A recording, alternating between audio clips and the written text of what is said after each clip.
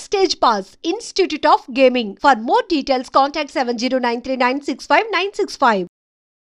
కుకట్పల్లిలో జరిగిన సహస్ర murder case అయితే మీరందరికీ తెలిసే ఉంటుంది. సో ఎంత క్రూరంగా చంపాడో 10th క్లాస్ అబ్బాయి. సో దాని గురించి ఈరోజు ఎందుకు చెప్తున్నానంటే ఒక సెన్సేషనల్ విషయం అయితే బయటకు వచ్చింది. ఆ పాపని చంపింది వాళ్ళ కొడుకే అని చెప్పేసి చంపిన వాళ్ళ మదర్కి ఆల్రెడీ తెలుసు అంట.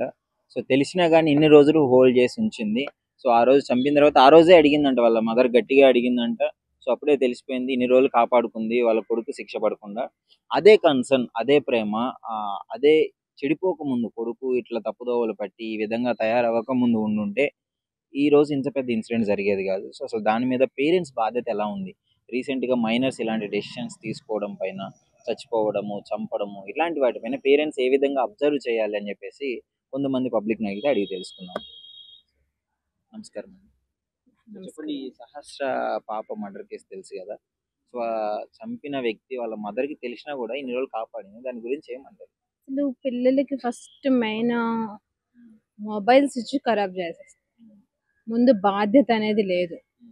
ముందు పిల్లల్ని ఎలా చూసుకోవాలనేది వాళ్ళకి తెలియాలి, వాళ్ళు చూసుకుంటూ ఉండాలి. అంతేగాని వదిలేసి ఇష్టం వచ్చినట్టుగా మాట్లాడడం, అవి ఇవి చేయడం వల్ల ఈరోజు ఇంత దారుణం జరిగింది. ఈ ఆమె కనుక ఫస్ట్ నుంచి కనుక కరెక్ట్గా ఉన్నట్టయితే ఈరోజు ఆ పాప బతికి ఉండొచ్చు. కానీ నేను ఒకటే చెప్తున్నాను ఏంటంటే, పిల్లల్ని కొంచెం రెస్పాన్సిబుల్గా చూసుకోవడం బెటర్ అని.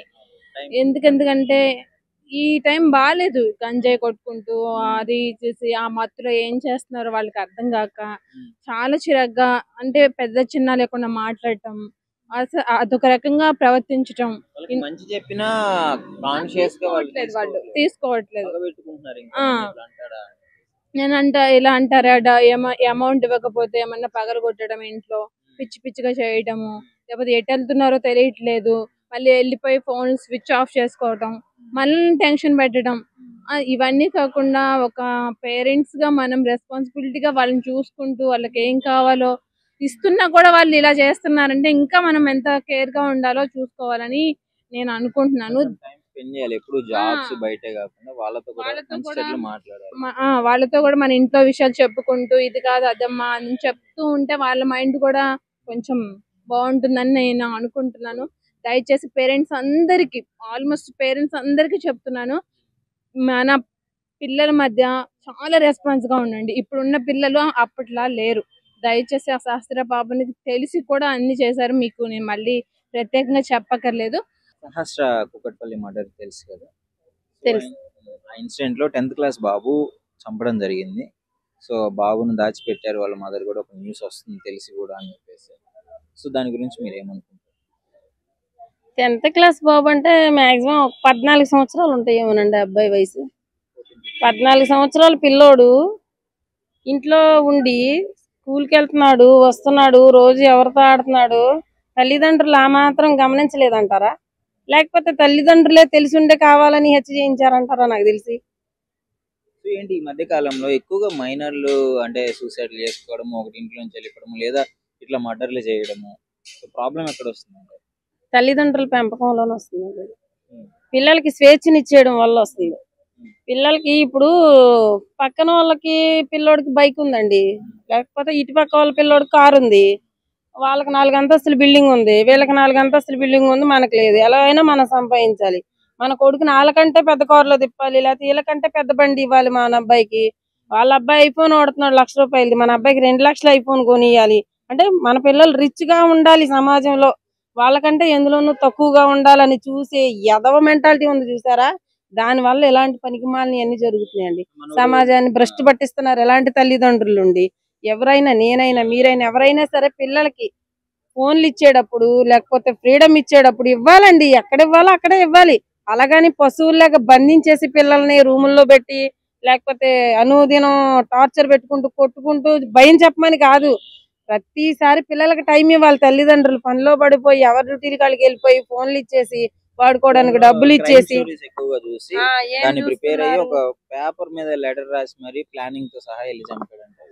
ఆ పేపర్ మీద ప్లాన్ రాసుకుని 6 పాయింట్లు రాసుకుని మరీ పిల్లని చంపాడంటే ఈ పిల్లోడు ఎప్పటి నుంచి ఏం వీడియోలు చూస్తున్నాడు అంటే ఏదైనా విలన్ గా ఏమైనా ట్రై చేద్దాం అనుకుంటున్నాడేమో సినిమాలో గట్లా. ముందు నుంచే రియల్ గా చేసేసాడు అనమాట. తల్లిదండ్రులు ఏం చేస్తున్నారండి, పిల్లలు చూసే వీడియోలను కూడా గమనించాలి. ఫోన్ ఇచ్చినా వాళ్ళు ఏం చూస్తున్నారు, అరే నీకు చదువుకునే ఉపయోగపడే చూడరా, లేకపోతే ఏమన్నా దేవుడి చూడు, మంచి చూడు, చెడు చూడు, ఇలాంటి చెత్త వీడియోలు నీకెందుకని చెప్పి పిల్లల్ని గద్దించాలి. మెయిన్ పిల్లల్ని తక్కువ ఫోన్ వాడేలా చూసుకోవాలి. ఫైనల్ గా ఏమంటారు ఈ ఇన్సిడెంట్ పైన? ఎలాంటి జాగ్రత్త తీసుకుంటే అసలు ఇట్లాంటివి జరగకుండా ఉండే అంటే చెప్పండి. ఎట్లా జాగ్రత్తలు తీసుకోవాలన్నా కూడా ఎక్కడ పెట్టి దాస్తామండి పిల్లల్ని? పిల్లలండి వాళ్ళు ఆడుకునే ఫ్రీడమ్ కూడా లేకపోతే వాళ్ళని మనం ఎక్కడ పెట్టి దాయగలం చెప్పండి? అసలు ఈ సమాజంలో కన్న తండ్రిని కూడా ఇంట్లో వదిలిపెట్టి, కన్న కూతురుని వదిలిపెట్టి వెళ్ళడానికే లేని పరిస్థితులు అయిపోయినాయి కదా. కన్న తండ్రి దగ్గరే రక్షణ లేదు ఇవాళ ఆడపిల్లకి. ఇంకెక్కడ దాస్తే, ఎక్కడ ఎలా మనం కంట్రోల్ చేస్తే ఇవన్నీ తగ్గుతాయి అంటారు? అసలు ఇది ఎక్కడుంది? తల్లిదండ్రుల్లోనే ఉంది. మగపిల్లోడు మగపిల్లోని పెంచాలన్నా, ఆడపిల్లని పెంచాలన్నా, ఆడపిల్లకైతే తగు జాగ్రత్తలు, అమ్మ ఇట్లా ఉండొద్దు, ఇట్లాంటి వాళ్ళతో ఇట్లా ఉండొద్దు, ఇట్లా ఉండొద్దు, అలా బయటకు వెళ్ళొద్దు, ఇలా బయటకు వెళ్ళొద్దు, ఇలా డోర్ వేసుకొని ఉండు, మనుషులు లేనప్పుడు ఎవరొచ్చినా మేము వస్తే తప్ప ఎవరొచ్చినా తలుపు తీకు అని చెప్పేది ఒకటి చెప్పుకోవాలి.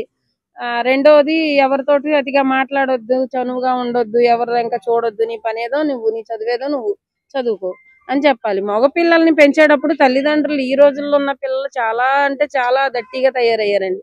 అలాంటప్పుడు తల్లిదండ్రులు కొంచెం జాగ్రత్త తీసుకొని పిల్లలకి, ఓకే మీ పిల్లల్ని రిచ్ గా చూడాలనుకోవడంలో తప్పు లేదు, కానీ ఇలాంటి మర్డర్లు జరిగే అంత స్టేజ్ లో వాళ్ళ మైండ్ సెట్ వెళ్ళిపోయిందంటే మనం పట్టించుకోవట్లేదని అర్థం పిల్లల్ని.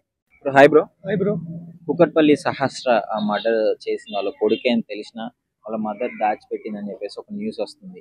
5 days దాచిపెట్టిన తర్వాత ఎట్లాగో నేరం నిరూపితమైంది, మనోడు దొరికాడు. సో అసలు ఇలాంటి ఇన్సిడెంట్ జరగకుండా పేరెంట్స్ నుండి ఎలా ఉండాలి? ఫస్ట్ ఆఫ్ ఆల్ పేరెంట్స్ పెంపకం బాగుంటే ఇట్లాంటివి చేయరు బ్రో. వాళ్ళు పట్టించుకోవాలి, మెయిన్ థింగ్ వాళ్ళు పట్టించుకోవాలి.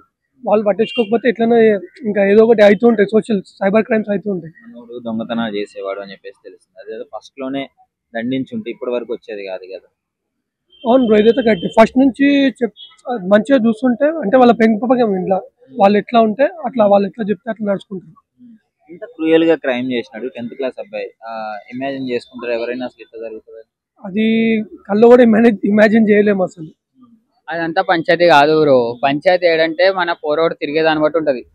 మన దోస్తులు, మన ఎన్విరాన్మెంట్, మన సొసైటీ, మన మైండ్ సెట్. దాని బదులు ఇప్పుడు మన ఇన్స్టాగ్రామ్, ఫేస్బుక్, వాట్సాప్, ఇష్టం మొత్తం సినిమాలు అనేది తొందరలు అన్నీ వస్తున్నాయి. అప్పుడు ఇంకేమైతుంది? క్రైమ్ ని హైలైట్ చేస్తున్నాడంటే ఇప్పుడు అక్కడ చాలా రీజన్స్ ఉంటాయి బ్రో. ఒకటి వాడు సరౌండింగ్ తిరిగి పీపుల్స్ బట్టి వాడు అలా అయిపోయి ఉండొచ్చు, లేకపోతే వాడు మైండ్ లో వాడు పడే ప్రెజర్ బట్టి వాడు అలా రియాక్ట్ అయి ఉండొచ్చు, లేకపోతే బయట జరిగే ఇన్సిడెంట్ బట్టి కూడా వాడు రియాక్ట్ అయి ఉండొచ్చు.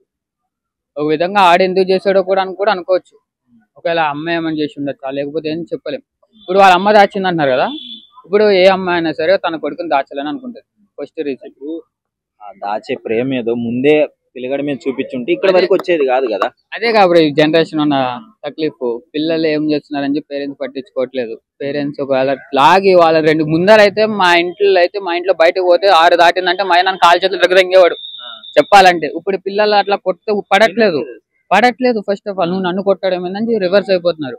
వాళ్ళ రివర్స్ అవడం వల్లనే పేరెంట్స్ వాళ్ళకి నచ్చ చెప్పడం పోవడం వల్లనే ఇలాంటివి జరుగుతున్నాయి. మెయిన్ రీజన్ కంట్రోల్ చేసుకుంటే ఎవడైనా మనిషి వాడి థాట్స్ బట్టి వాటి కంట్రోల్ చేసుకోలేక వాడు అలా తిరగడం వల్లనే వాడే ఈ అయాచానికి పాల్పడ్డాడు. కుకట్పల్లి సహస్ర మర్డర్ కేసు చంపిన అబ్బాయి వాళ్ళ తల్లికి తెలుసని దాచిపెట్టడానికి 5 రోజులు ఆగిందని ఇట్లాంటివి న్యూస్ వస్తుంది. దాని మీద అసలు మీ అభిప్రాయం? తల్లికి తెలిస్తే ఎవరు పిల్లలైనా పిల్లలే అందరికి. ఆ తల్లి కడుపు కాల్చి ఈ తల్లికి సంతోషమా? తెలుసు అనేది అబద్ధం. ముందర ఫస్ట్ తెలుసు అనేది అబద్ధం. తెలితే ఏ తల్లి ఊకోదు. ఏమో తెలితే ఏం కొడుకు కూడా ఆగమైపోతాడు కదా, భవిష్యత్తు ఆగమైపోద్దిగా. ఒప్పుకోదు, అది అబద్ధం. కానీ కనీసం పిల్లలు ఇట్లా తయారవుతారంటే తల్లిదండ్రులు మనం కూడా చూసుకోవాలి జాగ్రత్తగా. బాధ్యత ఉండాలి, వదిలేయొద్దు. తండ్రి తాగుపోతాడు అని తెలుస్తుంది, తల్లి కష్టపడాలని తెలుస్తుంది. ఆమె చూసిందో చూడలేదో వీడు ఎట్టుండి అన్ని నేర్చుకుండు. కానీ అమ్మ కష్టపడేటప్పుడు నీ పిల్లల్ని జాక్కునే అనే బాధ్యతలో నువ్వు పిల్లల్ని మర్చిపోవద్దమ్మా. ఇదిగో నీ బాధ్యతే. చూడు వాడు ఏం చేస్తుండు. ఆడ బిడ్డ ఉన్నా బిడ్డను చూడు, కొడుకున్నా కొడుకుని చూడు. మన పిల్లలు ఏం చేస్తున్నారు, ఏంది, ఇలా భవిష్యత్తు ఎడిపోతుందని ఆలోచి తల్లి. దొంగతనాలకు అలవాటు పడడం చిన్నగా ఇప్పుడు క్రైమ్ చేసేంత వరకు, అంటే ఒక పాపని అతి కిరాతకంగా చంపే స్థాయికి వచ్చే వరకు బాధ్యత పరంగా వాళ్ళే కదా రెస్పాన్సిబిలిటీ. అవును, తల్లిదండ్రులదే రెస్పాన్సిబిలిటీ. ఏం చేస్తాడు, మన పిల్లలు ఏం చేస్తారని మనం కూడా ఒక కంట కనిపెట్టాలమ్మా. పనే కాదు, మనకు ఎన్నో బాధలు ఉండొచ్చు తల్లిగా. భర్త చేయకపోయినా పిల్లలు వినకపోయినా మనకు బాధ్యత, అన్ని బాధ్యత తల్లిగా మనం బాధ్యత తీసుకోవాలి. తల్లి వాడిటి జాతర నువ్వు కలగనలేదు కానీ నిన్ను నేను అనకూడదు, కానీ ఇట్ట పిల్లలు చెడిపోతాం కారణం కూడా మనం కూడా కొద్ది కారణం అవుతున్నాం. కాబట్టి మనం వాళ్ళు ఏం చేస్తారా ఏందా అన్ని చూడాలి. సెల్లులది వాళ్ళ సెల్లులతో చాలా చెడిపోతారు. పిల్లగాడి సెల్లు చూసి ఇంత కిరాతకంగా నేర్చుకుందంటే ఇవాళ ఈడు చేసిందంటే రేపు ఇంకొకటి చేస్తాడు. ఆ తల్లి కడుపు కాలినట్టేగా అంత సమాసంగా ఉండిపోయి వాడు అట్లా చేసిందంటే దయచేసి తల్లిదండ్రులు కూడా మన పిల్లలు ఏం చేస్తారా ఏందా అని ఒక్కసారి 10 నిమిషాలు వాళ్ళ కోసం కేటాయించండి. సెల్లులు తీసుకొని వీళ్ళు సెల్లుల్లో చదువుకుంటారా, మంచి చూస్తారా, చెడు చూస్తారా అని ఆలోచించి చూడండి. దండించాలి, కొట్టాల్సిందే. మన పిల్లగాడైనా సరే తప్పు చేసినా నిలబెట్టి వాడిని దండించాల్సిందేనమ్మ. మనం వెనకేసుకొని కనుక వస్తే ఇవాళ చిన్న తప్పు అయితే రేపు పెద్ద తప్పు అయింది. ఇదేగా మరి ఇప్పుడు పెద్ద తప్పు అయిందిగా. నీ కొడుకు నువ్వు ఎట్ట కాపాడుకుంటూ ఇప్పుడు వాళ్ళమ్మ కడుపు కాలే ఒక పిల్లని చంపిండు, ఒక తల్లి కడుపు కాల్చిండు, ఇప్పుడు నీ కడుపు కూడా కాలిన కింద లెక్కే కదా. అందుకని దయచేసి మనము మన పిల్లలైనా కూడా తప్పు చేసినా కూడా మనం దయచేసి మనం దండించాలి. తల్లిదండ్రులు మన పిల్లలు ఏం చేస్తారా ఏందా ఎటుపోతారా అని మనం తల్లి తండ్రి ఇద్దరం ఆలోచించాలా. ఎవరి బాధ్యత వాళ్ళు నిర్వర్తించాలి. తల్లి బాధ్యత తల్లి, తండ్రి బాధ్యత తండ్రి. ఇది సహస్ర కేసులో మళ్ళీ మదర్ కి తెలుసు కావాలని 5 days దాచిపెట్టింది, ఆ తర్వాత పోలీసులు పట్టుకున్నారు. దాని మీద అసలు మీ అభిప్రాయం ఏంటి? ఏదేమైనా పుత్రవాత్సల్యం అంటారు కదా, ఆ కార్యక్రమంలో భాగంగా ఏదో కాపాడు ఉంటుంది. ఇప్పుడున్న పరిస్థితిలో పోలీస్ కేసుని తప్పించుకోవాలంటే చాలా కష్టం. ఏ మర్డర్లు చేసినా ఏ తప్పు చేసినా. వాస్తవంగా ఇప్పుడు తల్లిదండ్రులు బిడ్డల పట్ల చూపిస్తున్న ప్రేమ వల్ల ఆ కాపాడే ప్రయత్నంలో భాగంగా ఆమె చేసి ఉంటుంది. కానీ నిజంగా మాట్లాడాలంటే ఈ మర్డర్ కేసులో తల్లిదండ్రులు ఖచ్చితంగా శిక్షించాలి. ఇప్పుడు అదే ప్రేమ కాపాడుకోవడానికి ఉన్న ప్రేమ కొడుకు చెడిపోతుంటే ఏమైంది? ఇప్పుడు తల్లిదండ్రులు బిడ్డల మానసిక స్థితి ఎలా ఉందో ముందుగా గుర్తించాలా, గమనించాలా. వాళ్ళు ఏం చేస్తున్నారు, ఏం చూస్తున్నారు, వాళ్ళ పరిస్థితి ఏంటి. వాళ్ళు ఏదన్నా సైకోల్లాగా మాట్లాడుతూ చెప్పిన మాట వినకుండా ఇష్టానుసారం ప్రవర్తన చేస్తున్నప్పుడు మరి వాళ్ళని ఎవరికైనా చూపించి ఆ నీరసాన్ని మరి క్లియర్ చేసుకోవాల్సిన అవసరం ఎంతైనా ఉంది. వాళ్ళ ప్రవర్తనలో తేడా ఉన్నప్పుడు కౌన్సిలింగ్ ఇప్పించాల్సిన అవసరం వాళ్ళకు ఉంది. తర్వాత ఇలా బిడ్డల పరిస్థితి బాగోలేదని తెలిసి కూడా నా బిడ్డ అని చెప్పేసి వాత్సల్యంతో ఉన్న తల్లిదండ్రులను నిజంగా శిక్షించాలి. ఇంకా అతను మానసిక పరిస్థితి బాగోలేనప్పుడు హాస్పిటల్ తీసుకెళ్ళాలి కదా, కౌన్సిలింగ్ ఇప్పించాలి కదా. మరి ఇవేమి చేయకుండా ఒక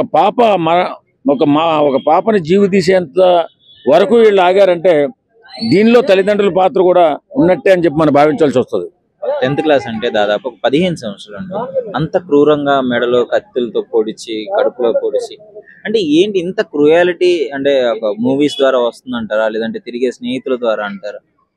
నిజంగా ఇప్పుడున్నటువంటి యూట్యూబ్లు కానీ సోషల్ మీడియాలో కానీ ఈ మర్డర్లు కానీ వీటి గురించి క్లియర్గా ఎలా చేస్తే ఎలా తప్పించుకోవచ్చు అని కూడా చెప్తున్నారు వీళ్ళు. ఇలాగా చూస్తున్న యువత పెడదారిన పడే అవకాశం ఉంది, లేదని కాదు.